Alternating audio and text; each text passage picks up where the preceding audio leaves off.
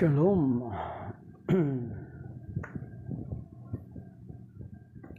Shalom, my dear brothers and sisters. Isang pinagpalang Sabado sa lahat.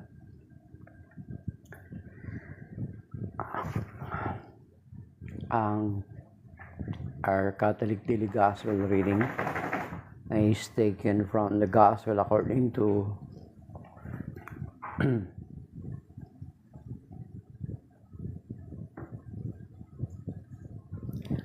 is taken from the Gospel according to St. Matthew chapter 9 verses 9 to 13. Glory to you, Lord. As Jesus passed on from there, he saw a man named Matthew sitting at the custom post. He said to him, "Follow me." And he got up and followed him. While he was at table in his house, many tax collectors and sinners came and sat with Jesus and his disciples. The Pharisees saw this and said to his disciples, "Why does your teacher eat with tax collectors and sinners?" He heard this and said, "Those who are well do not need a physician, but the sick.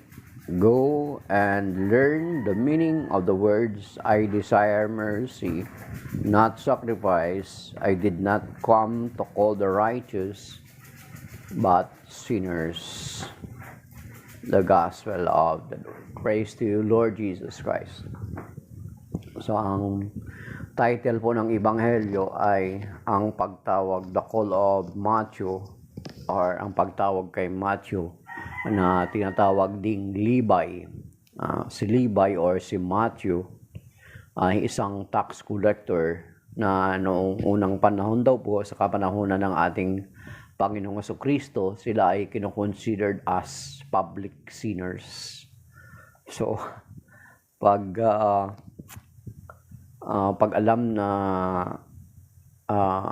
tax collector ka, public sinners ka, kasi noong panahon na yun, alam naman natin yung background na sila ay under sa Roman rule or Roman government.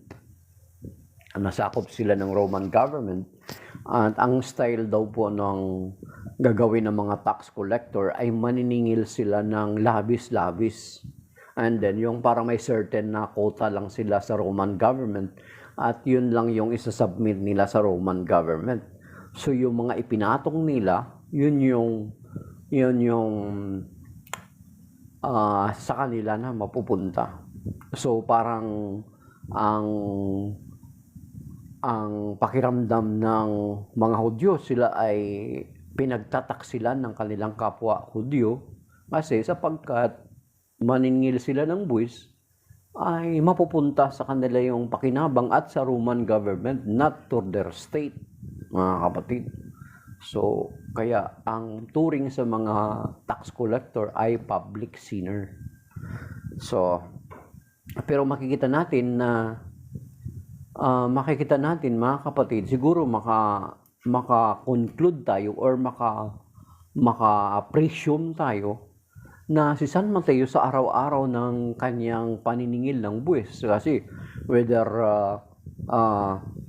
ang mga Hudyo, whether they like it or not, they need to pay their taxes, di ba? So, araw-araw siguro makikita natin, may narinig si Mateo, si San Mateo or si Levi ng mga masasakit na salita. Siguro sinasabihan niya, traidor ka, taksil ka, makasalanan ka, mapupunta ka sa Hades. Siguro makakarinig silang ganun. At despite yung nararanasan niyang karangyaan, kasi kumikita siya dun sa paniningil ng buwis, mayaman siya, di ba? Katulad nung si Zaccheo, di ba? Nung na-convert din si Zaccheo, isang tax collector, katulad ni Levi, na sabi niya, "Panginoon, kung meron na akong nadaya na sino man, ay ibibigay ko ng 4 na ibayo, ibabalik ko ng 4 na ibayo." Sabi niya. So, yun yung sinabi ni Zaccheo. So, na kung saan, nung dumaan din ang Panginoon sa Jericho, di ba, umakyat si Zaccheo sa puno kasi gusto niyang makita ang Panginoon. Kasi pareho siguro sila ng karanasan ni San Mateo na sa araw-araw ng kanilang paniningil ng buwis ay may mga masasakit silang salita na narinig sa kapwa nila Hudyo. So, yung naranasan niyang karangyaan, yung kinikita niya, naranasan niya na kasaganaan doon sa paniningil ng buwis ay ito'y hindi nagbigay sa kanya ng kagalakan. Hindi sa kanya nagbigay ng kasiyahan.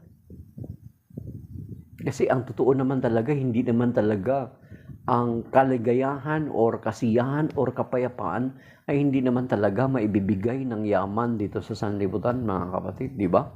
Whether we like it or not. Hindi yung kagalakan or absolute na kaligayahan ay hindi maibibigay ng sanlibutang ito or ng anumang yaman meron tayo. Kaya nga mayroong kanta na sa charismatic to actually, mga kapatid, pero napakaganda siya, sabi niya.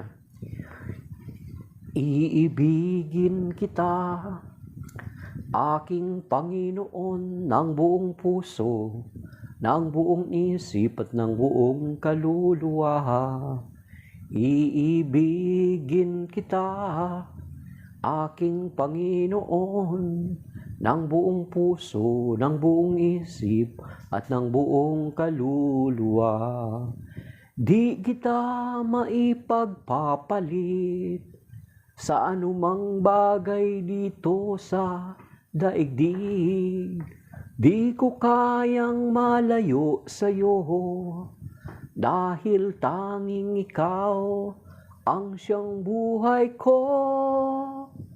So, kasi hindi naman kahit gaano kayaman, mga kapatid, di ba? Kaya nga sinasabi doon sa Matthew 16 verse 26, what does it profit a man if he gains the whole world, but if he will loses his own soul? Ano ang may babayad niya para maibalik ang kanyang kaluluwa? Di ba? And then, ito nga siguro si Matthew, kahit anong yaman niya, anong laki ng kinita diyan sa paniningil ng buwis, ay hindi siya masaya. Kasi narinig niya, nasasaktan siya nung mga sinasabi sa kanya ng kanyang kapwa. Kahit si San Agustin, di ba, kung kilala niyo San Agustin, yung 4th century saints, sa panahon ng 4 na raang siglo, si San Agustin ay nagpakasasa siya sa mga bagay sa sanlibutan. Nagpakasasa siya, babae, bisyo, lahat. Then later, alam niyo sa aklat niya, dun sa confession sa aklat niya, meron siyang famous na quote na something like this. Sabi niya, hanapin ko mga kapatid may sinabi ng San Agustin na sabi niya, my life, andali, hanapin ko lang.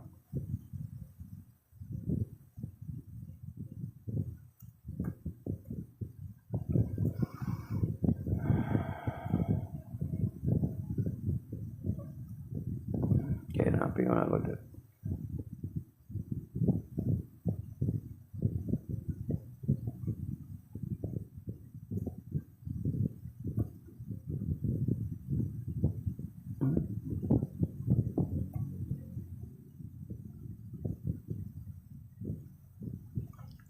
Ito yung famous quote ni Saint Augustine.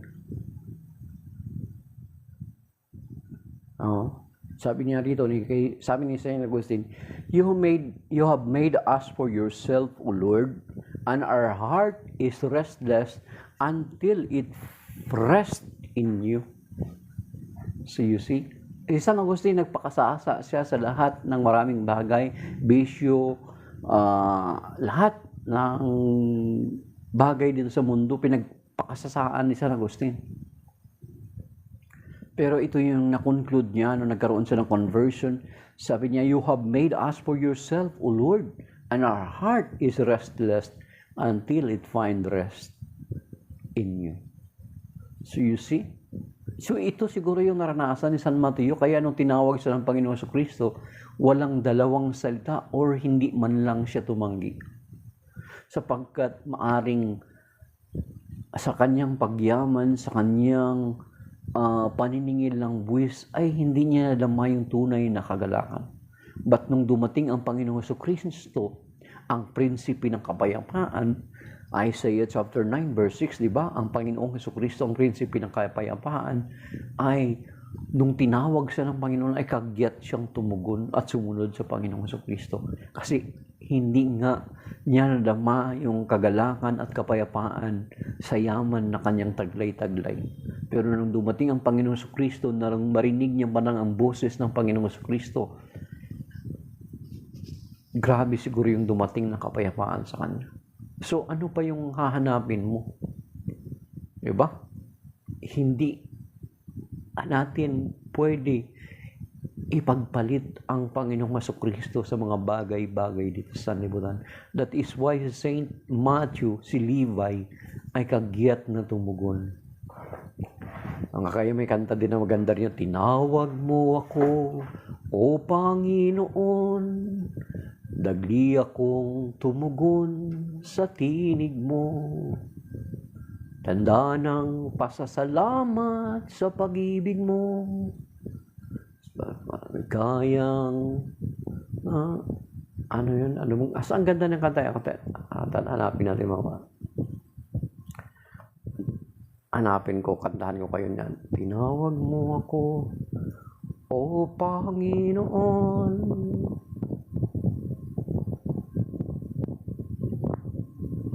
O Panginoon. Sa yung piling palang title yan mga kapatid. I-search niyo mga kapatid Sa yung piling. Hanapin natin. Ganda ng kanta mga kapatid Gusto ko lang i-share sa inyo. Kasi ito yung nangyari kay Saint Agustin. At maaring ikaw sa kasalukuyan ay ganun yung kalalagayan mo. Taglay-taglay mo yung maraming kayamanan. Taglay-taglay mo yung kasikatan.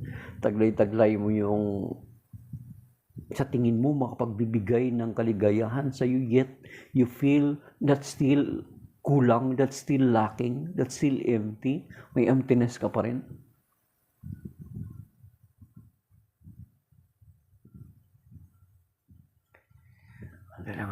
Parang hindi yun.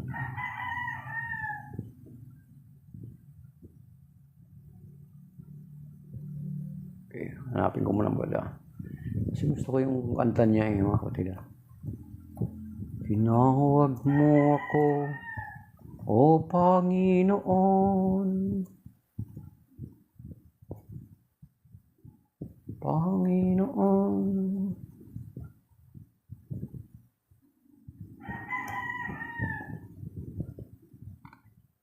Okay.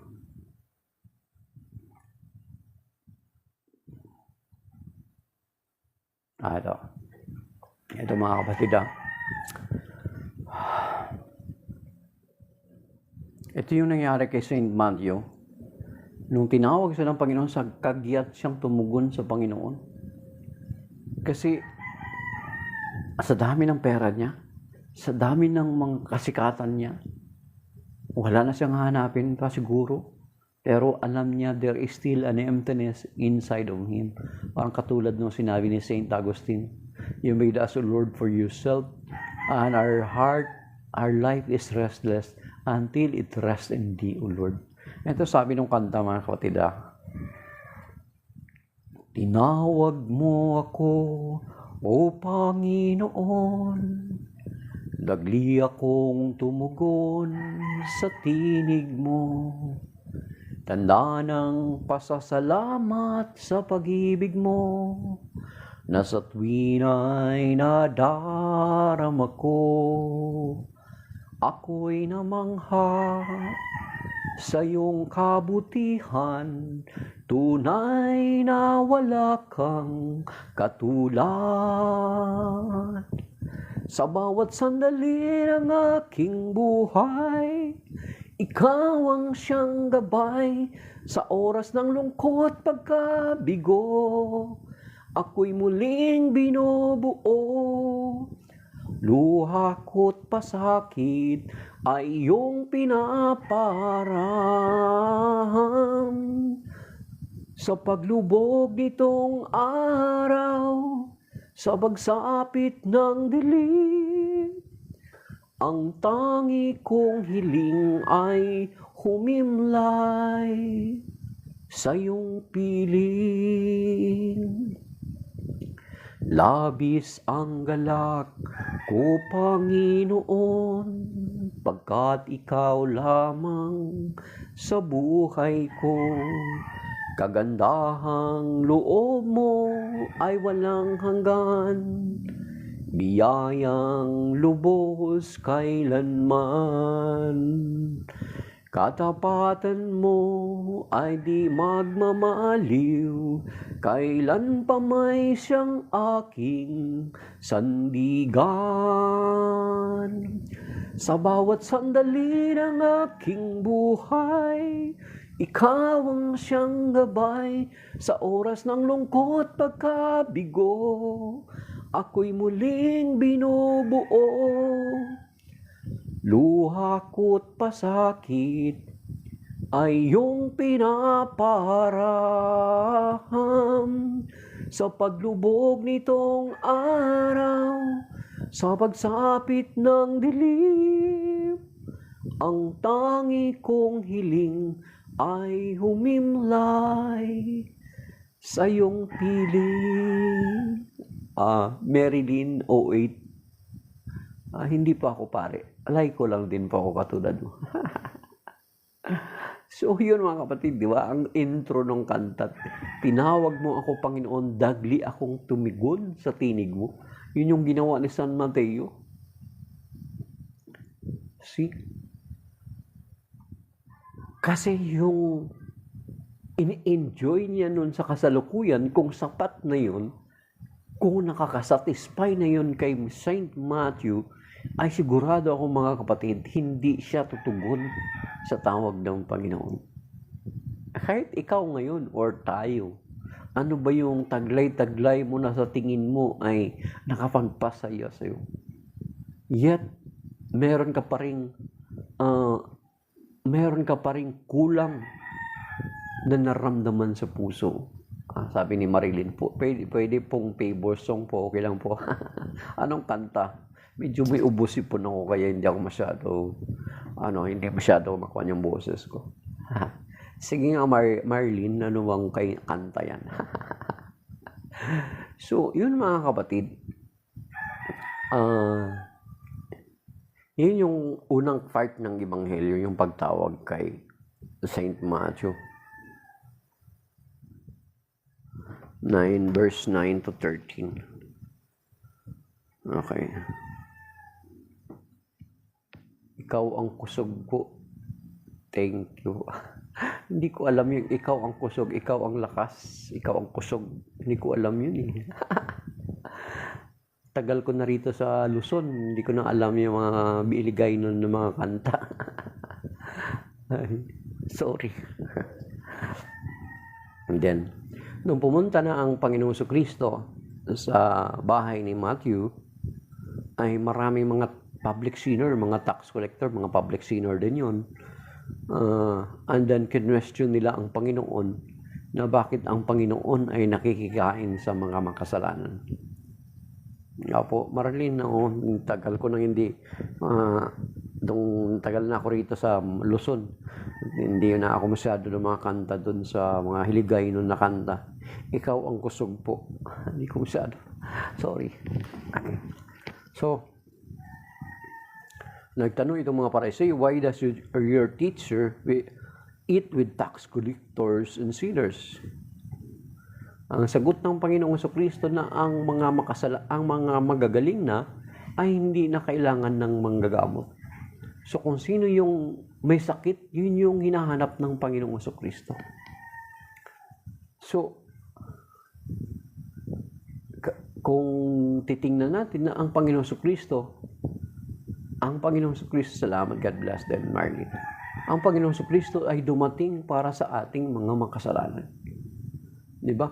Kasi nung tayo'y napawalay sa Diyos, ang mission talaga ng Panginoon is para ma-reconnect tayo uli sa Diyos sa pamagitan ng kanyang gagawing paghandog ng kanyang sarili. So, ito yung kini-question ng mga tao na bakit nakikisalamuha siya sa mga makasalanan. Kasi itong mga Pariseo is, alam naman natin, nakikipag-associate ka sa mga marurumi ay may tendency na mahawaan ka rin ng kanilang karumihan.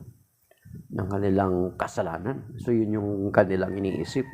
Pero sinasabi ng Panginoon, I desire mercy and not sacrifice. I did not come to call the righteous but sinners. So yan yung purpose kung bakit dumating ang Panginoon Kristo. Pero sinasabi sa 1 John chapter 1 verse 8 na hindi naman natin pwede maitanggi na tayo ay walang kasalanan. Kasi sinasabi dito sa 1 John chapter 1, hanapin natin mga kapatid, buksan nyo po sa Bible nyo. Okay. So verse 8, if we say we are without sin, we deceive ourselves, and the truth is not in us. So kung sinasabi natin na wala tayong kasalanan, ay niluluko or nilininlang natin ang ating mga sarili. So, ibig sabihin, dapat tanggapin natin na ang Panginoon Kristo is dumating para sa atin. Para ma-reconcile tayo sa Diyos, ma-reconnect yung naputol nating ugnayan sa Diyos. Yun naman yung pinaka-purpose ng Panginoong Kristo. So, yun yung kaya dumating ang Panginoong Kristo, mga kapatid. Kaya di ba nasabi doon sa Romans chapter 6 verse 23, now for the wages of sin is death, but the gift of God is eternal life through Jesus Christ our Lord. At sinasabi din doon sa John chapter 3 verse 16, di ba? Naggayon na lamang ang pag-ibig ng Diyos sa sanlibutan, kaya isinugo niya ang kanyang bugtong na anak upang ang sinumang sumampalataya sa kanya ay magkaroon ng buhay na walang hanggan. So yun yung pinaka-purpose bakit dumating ang Panginoong Kristo. Nung nagkasala ang una nating mga magulang, kung aralin nating maigi or balikan natin ng maigi, mga kapatid, maging yung sa 1 Corinthians chapter 15, maging doon sa Genesis chapter 3, nung nagkasala ang tao, sabi niya, yung nagkasala ng disobedience, ng rebellion against God, ano ang sabi? Sabi niya, huwag ninyong kakainin ng isang puno ng bunga na yan sapagkat mamamatay kayo. Mamamatay. Mamamatay sila. Pag sinabing ang kahulugan, kung babasahin natin ang kahulugan ng mamamatay, is to be separated from God. So kung titingnan natin doon, nung dinisobey nila ang utos ng Diyos, is namatay nga sila. Kaya nga kung titingnan natin yung part doon sa Genesis chapter 3 ay, di ba, pinalaya sila sa Garden of Eden because they are not worthy to be there in the presence of God. Kasi ang Garden of Eden represents the presence of God. So nung nagkasala sila, pinalaya sila ng Diyos doon, mga kapatid. Okay. Pinalaya sila doon. Pero kung titingnan nyo rin, kung babasahin nyo rin ang maigi doon, mga kapatid, di ba nagtakip sila ng dahon? Nagtakip sila ng dahon na mga na pinagtagni nila na dahon ng mga halaman, ng mga puno. Pero kung titingnan nyo doon, basahin nyo yung Genesis chapter 3, parayor sila, paalisin ng Diyos, ay pinagdamit sila ng Diyos ng balat ng hayop para mapagtakpan yung kanilang kahihiyan. It seems to be nothing to us kung hindi mo masyado intindihin, mga kapatid. Parang baliwala lang, hindi mo siya mapansin kung hindi mo siya basahin ng maigi at intindihin. Okay.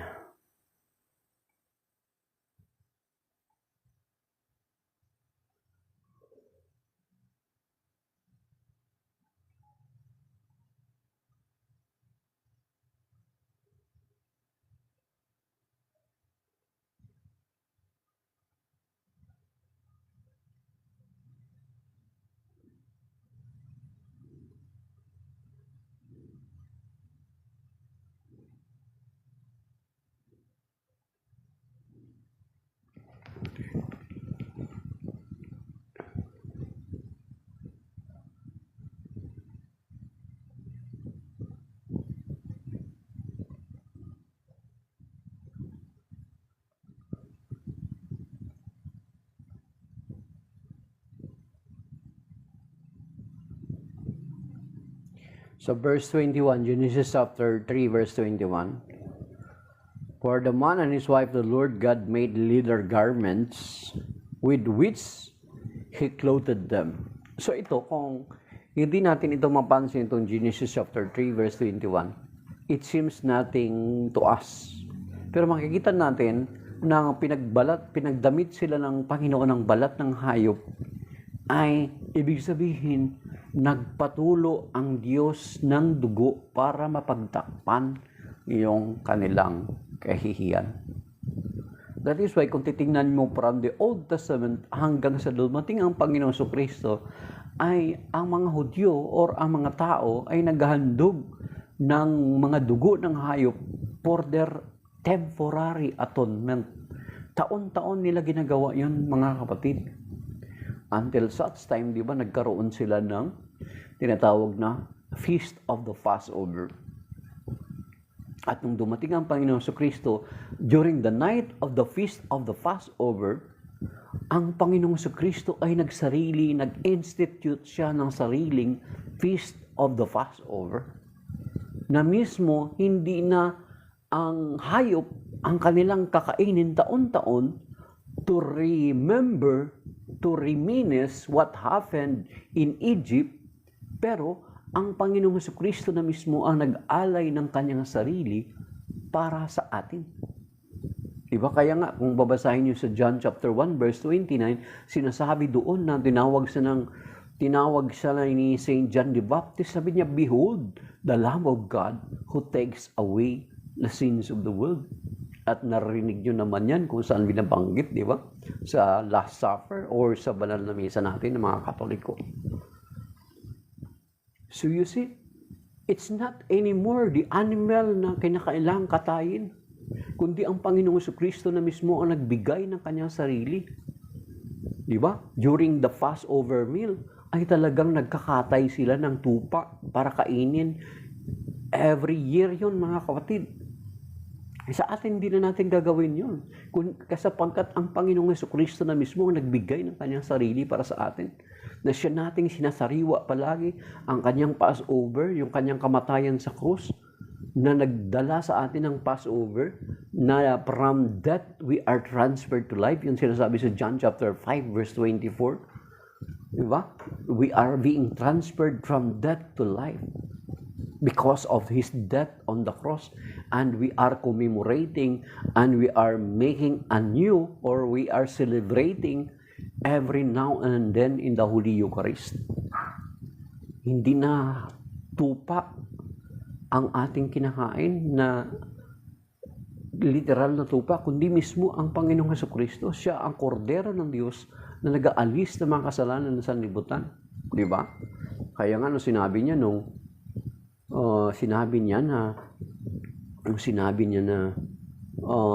ito ang aking katawan, ito ang aking dugo.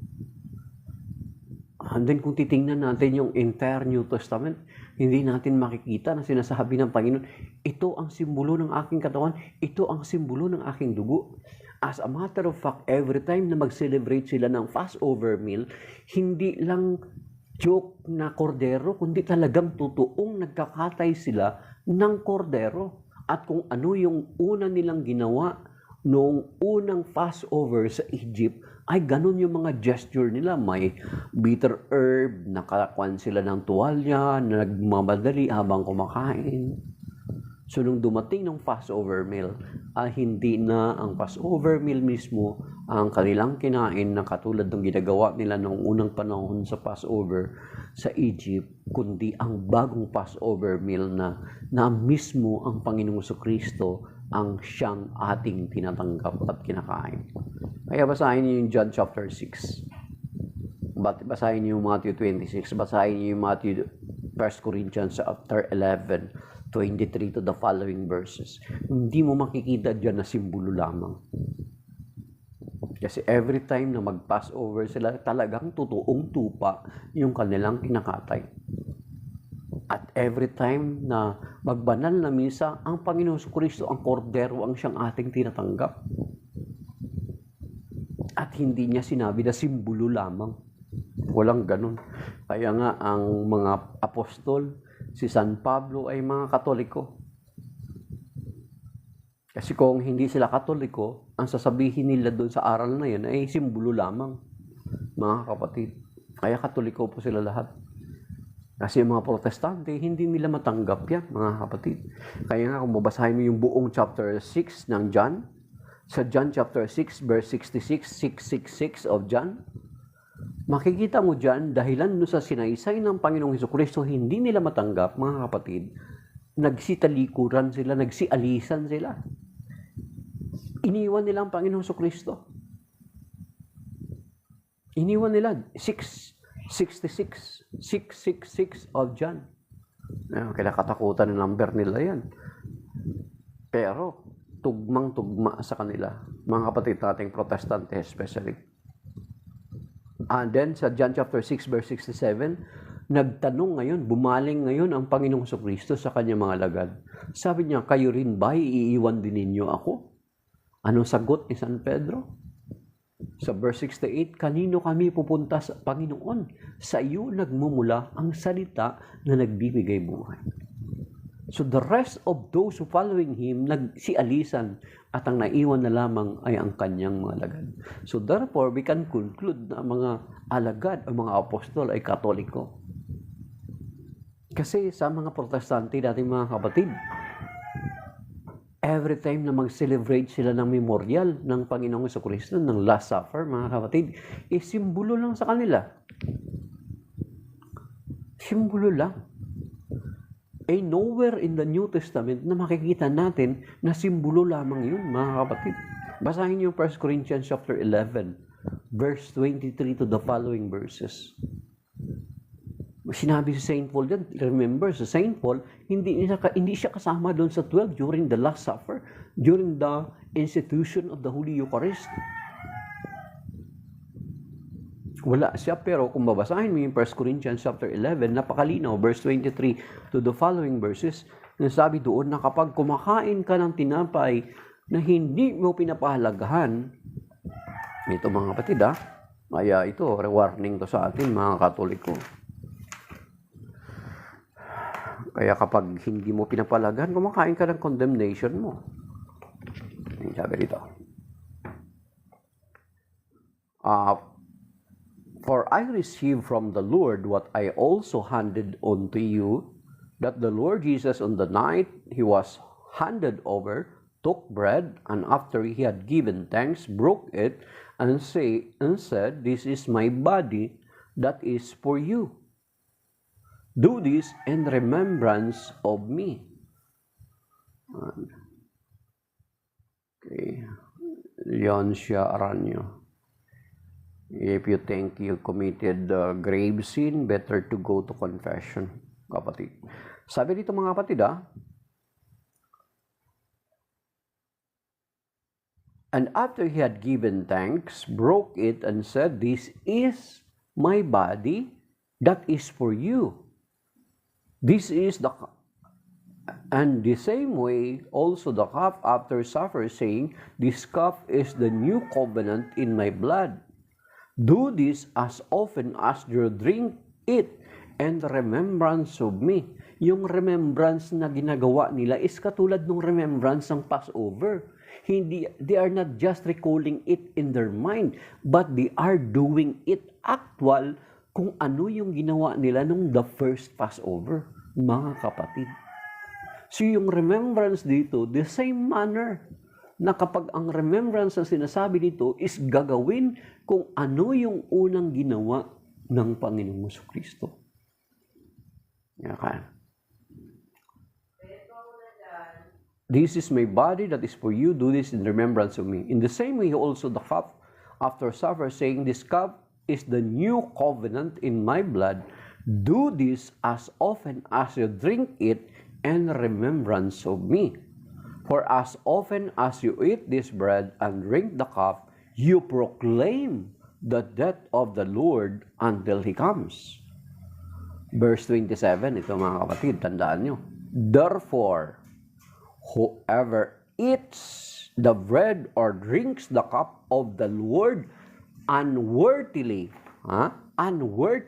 will have to answer for the body, for the body and blood of the Lord. Will have to answer for the body and blood of the Lord. Hindi minention ni Saint Paul will have to answer to the symbol of the body and blood of the Lord. He never said so.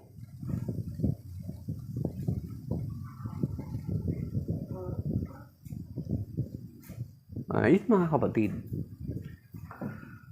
Yun dapat maintindihan natin. Kaya nga, kapag we are taking communion, Holy Communion, unworthily, we are not in a state of grace. May mga mortal sin tayo. We are receiving the Holy Communion na parang wala lang. Ay nagkakasala tayo sa will have to answer to the body and blood of the Lord. In Saint Paul, hindi niya mention will have to answer in the symbol of body and blood of the Lord. Hindi ganun. So, makukonclude natin na ang lahat ng mga apostol ay mga Katoliko. Kasi ang mga apostol ay naniniwala sa real presence of the Lord Jesus Christ in the Holy Eucharist. Yan. Basahin niyo yung John chapter 6 and then yung 666 of John. Yung mga nagsigalisan doon, yung hindi nila matanggap ang pagtuturo at pangangaral ng Panginoon. Basahin niyo John chapter 6 buo. Diba? So makikita natin yung very clear yan mga kapatid. That is why mga kapatid, tayo ng mga Katoliko, maraming mga Eucharistic miracle ang nangyayari. Ito'y bilang pagpapatutuo na pinapatunayan ng Panginoong Jesucristo na ang tinatanggap talaga natin sa banal na misa, though sometimes may makikita natin still in the form of bread, but we believe sa tinatawag na transubstantiation, mga kapatid. Kasi ang sinasabi nga sa 2 Corinthians chapter 5 verse 7, di ba? For we walk by faith and not by sight. Bagamat nakikita natin ang tinapayan, but after the prayer of consecration, ay binabago ito ng Panginoon. Ang sabi pa doon, 2 Corinthians 5:7, di ba? We walk by faith and not by sight. Then sa 2 Corinthians chapter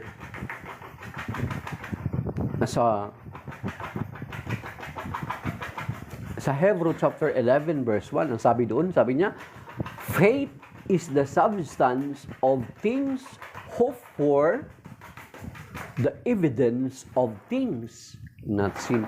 Ang pananampalataya ay naniniwala sa mga bagay na hindi nakikita. Try to imagine kung pag mag-communion ka ay biglang mag-transform into the flesh of the Lord.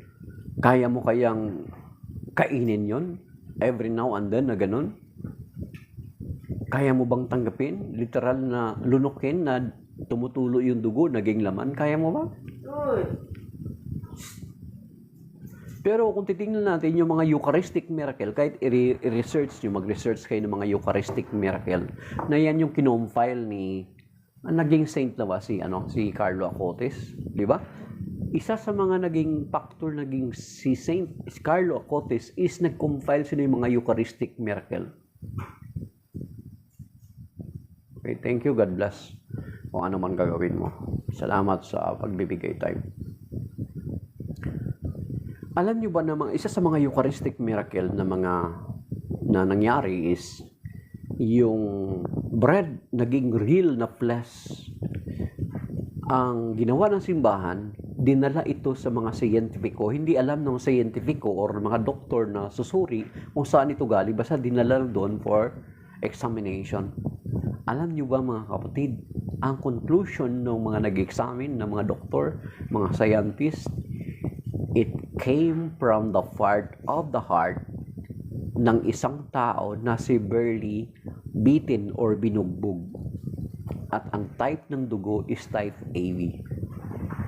Try nyo search mga kapatid, Eucharistic miracle. Then, after 100 of years, ilang daang taon nung nakalipas, may nangyari uli na miracle in another place. Again, dinala nila uli ito sa isang siyentipiko, sa isang doktor, nagsuri, hindi nila sinabi kung saan ang galing. At na-found out nung nag-examine, it came from the heart. At ano ang conclusion? Sa puso ng sa parte ng puso ng isang tao na again ay nakaranas ng matinding pambubugbog. At ang type ng dugo is type AB again. Do you think it's just a coincidence?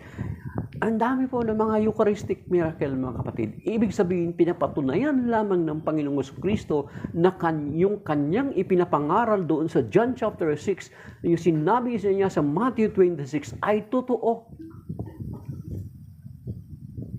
Sapagkat walang imposible sa Diyos nung sinabi niya, let there be light, and there was light. Nung sinabi niya, ito ang aking katawan, why not believe? And why you continue to refuse and say, ito ang simbolo? Walang sinabing ganun ang Panginoong Jesucristo. Nung hinawakan niyang tinapay, sinabi niya ba, ito mga kapatid, ang simbolo ng aking katawan. Ito ang kupa ng kalis, ang simbolo ng aking dugo. He never said so. That is why nga, kung babasahin niyo yung John chapter 6, nagsialisan yung mga sumusunod sa kanya sapagkat hindi nila maintindihan hindi nila matanggap actually ang sinasabi ng Panginoon.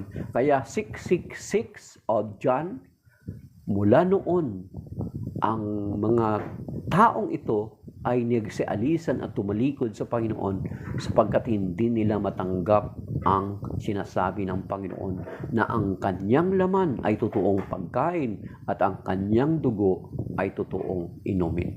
So nagsialisan sila. So ibig sabihin, pinapatunay lamang na ang mga apostol ay mga Katoliko. Kasi kung hindi sila Katoliko, sumama na sila doon sa 666 of John. Hindi nila matanggap, nagsialisan sila. At isa pa, di ba, nung during the Last Supper, sino yung umalis sa Last Supper? Si Judas. Kaya yung mga tumatalikod sa banal na Eucharistia, tumatalikod sa banal na misa, tumatalikod sa simbahan, mga Judas kayo. Masakit, di ba? Pero yan yung nakalagay sa banal na kasulatan.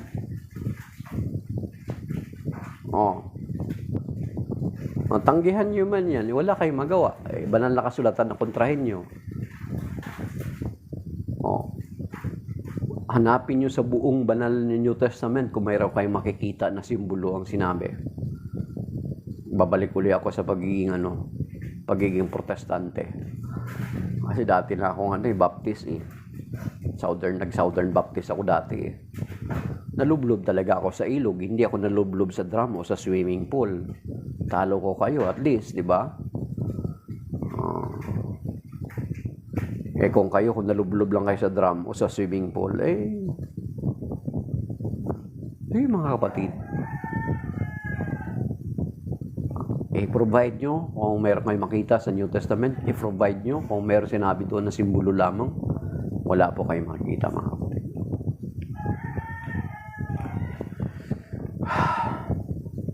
So, maybe that is by now, mga kapatid, na dumating ang Panginoong Jesucristo para sa ating mga makasalanan, para i-reconnect niya tayo uli sa naputol nating ugnayan. At ang Panginoong Jesucristo lamang ang karapat-dapat at hindi iyan magagawa ng sinumang tao. Kung ang Panginoong Jesucristo ay tao lang, hindi siya makapapasa, hindi siya makaliligtas sa atin, o ang kanyang dugo ay hindi makatutubos sa atin. Mga kapatid. Kasi, kung ang Panginoong Jesucristo tao lang, kung ang tagapagligtas mo tao lang, si Panginoong Jesucristo tao lang, kahit umanib ka pa sa iglesyang ipinangalan sa Kanya, kung tao lang yung pagkakilala mo sa Kanya, sorry to say, yung dugo ng Panginoong Jesucristo ay walang saysay, walang merito. Kaya nga sinasabi doon sa 1 Samuel chapter 2 verse 25, Sabi doon, kung magkasala ang tao sa kanyang kapwa, maaring may mamamagitan sa kanila ang Diyos. Pero, ngunit kung ang tao ang magkasala sa Diyos, sino ang mamamagitan sa kanila? There is no other way. There is no any human person who is qualified to mediate us, between us and God. That is why yung sinasabi sa John 3:16 at saka sa Philippians chapter 2 verse 5 to 8 that there is a need for the Lord Jesus Christ na magkatawang tao para matubos tayo sa ating mga kasalanan, mga kapatid. Kasi kung tao lang ang Panginoon sa Kristo, kung tao lang siya, my goodness, sorry to say, kahit umanib ka pa sa iglesia na kanyang ipinangalan sa kanya, hindi ka maliligtas niyan. Kung tao lang siya, walang saysay o merito yung kanyang dugo, mga kapatid. So, maybe it is by now, mga kapatid. Maraming salamat sa mga nagsubaybay, sa mga nag-like, at sa mga sa pitong nag-share, sa mga nag-comment, at sa nag-tap ng screen, maging yung mga hindi nag-tap ng screen. At yung mga nagbigay ng gift, mga kapatid. So, may God bless us and give us, mga kapatid. Huwag tayong gumaya doon sa mga tao doon sa 666 of John. Manatili tayo sa mga lagad na hindi umalis, mga kapatid. So, that is by now. Shalom and may God bless us all, mga kapatid. Now, signing of my dear brothers and sisters.